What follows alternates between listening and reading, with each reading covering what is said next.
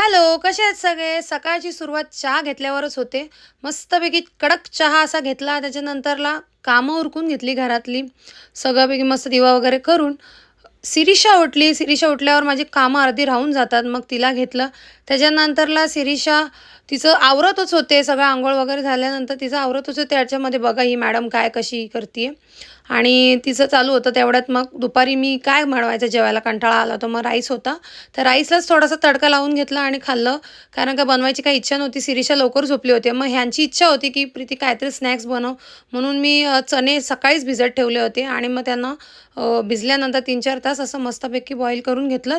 3-4 शिट्ट्या आणि मग त्याच्यामध्ये कांदा, टोमॅटो, थोडंसं आलू भुजिया वगैरे सगळं टाकून, मीठ वगैरे टाकून, चाट मसाला टाकून असं खायला घेतलं. खूप भारी लागत होतं. छान वाटत होतं खायला. मग रोज-रोज काय चहा, बिस्किट खायचं.